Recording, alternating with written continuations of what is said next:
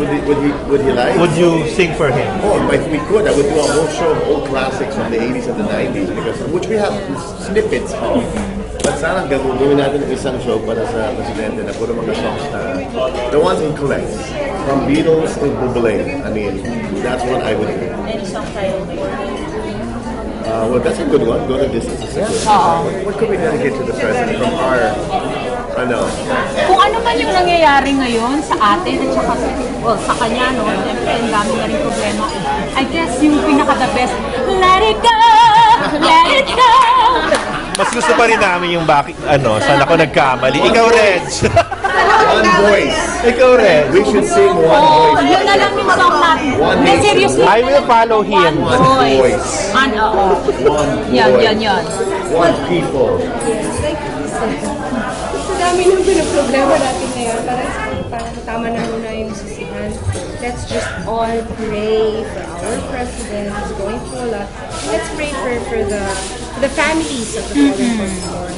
And for our government, maraming kailangang ayusin, pero hindi ito siguro yung time.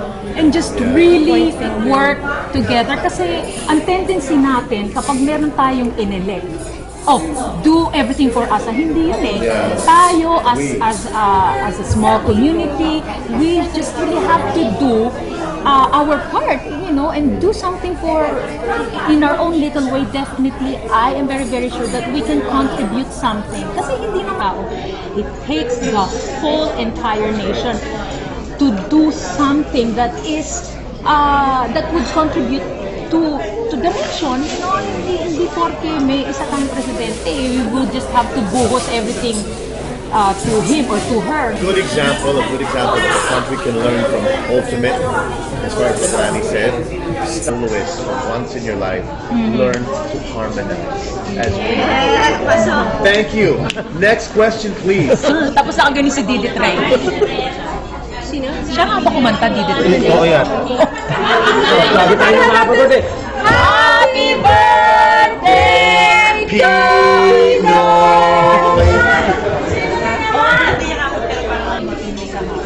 I'm following her. I didn't know. Kasi nga wala akong time for Barney lang napapanood ko. Hindi nga ako masyado nag-Instagram because I'm busy with the concerts. Pero do you still follow? I do. I didn't naman unfollow.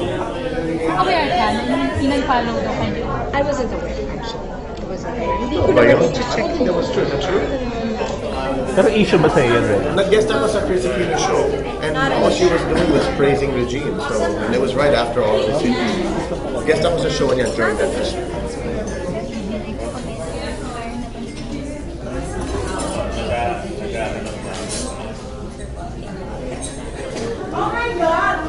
It's finished.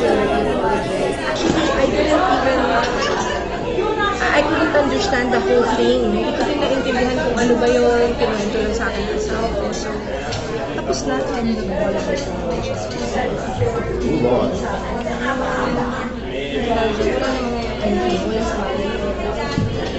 Sir Gary, since ikaw yung parang napaka-spiritual, kung may i-advise ka sa president ngayon, ano yun? I also think we, the people, have to stop giving our president advice. Everybody has an opinion. He's being watched under a microscope. Not even a fishbowl, but a microscope. Why? Because he is the president.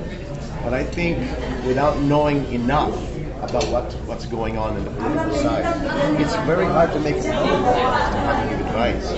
So I think we have to stop giving the president advice. Maybe there's a reason for some of the decisions that he makes that we don't know. Strategic stuff. I watch all of these scandal and all of that. We don't know what goes into the president's schedule and why he doesn't appear when we expect him to appear. But he does appear. He does his job when he is actually, I'm sure there's a lot of people around him that guide him to let him know when you should do this, when you should not do that. Is there a strategic time? Is there a time that maybe the enemy doesn't know that you're going? Or maybe the enemy is expecting you to be in the place because of what the enemy has done? Who knows? So only the president and the people around the government, we have to trust our government. Thomas si Lani, Thomas si Gary, Thomas si Regine, we as the people of this country, we have to do our part. Stop bitching. Stop putting the president under the microscope. Unless you're in the microscope with him, we should stop talking. And since they say that I am the spiritual whatever,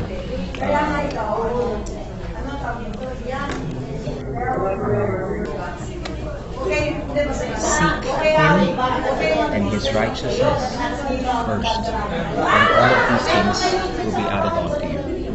He cannot. If I were to give him one advice, is seek counsel, not from too many people, but only from one who has put him as leader and has made him leader of the nation. There is nothing wrong in seeking counsel in the one who can give everything what he needs and so much more, no matter how difficult things have become. There's only God who can see him. And once he does that, there'll be more than what is amazing that can happen to him, to guide him, to help him make the right decisions. That is as good as I can get. Since I'm the spiritual advisor of everyone, then go that direction. And Seek for counsel. Kris Aquino. Her birthday is on Feb 14. Yes. So our advice to her from God. Advice din sa pinagdadaanan din niya. She's the one who gives us advice, di ba? No one gives Kris Aquino advice. She knows what she's doing. She knows what she's saying. She's a human being like the rest of us. She hurts the way we do. She, not just because she's an Aquino, she doesn't hurt. She's not distorted. So, we have to really give her a few points off. Some leeway, because she is an Aquino. It's very hard to be a showbiz personality plus relative of the president. I mean, it's really, really very hard. So maybe the advice should be when you're on front of the camera and you're doing your show, just be Kris Aquino.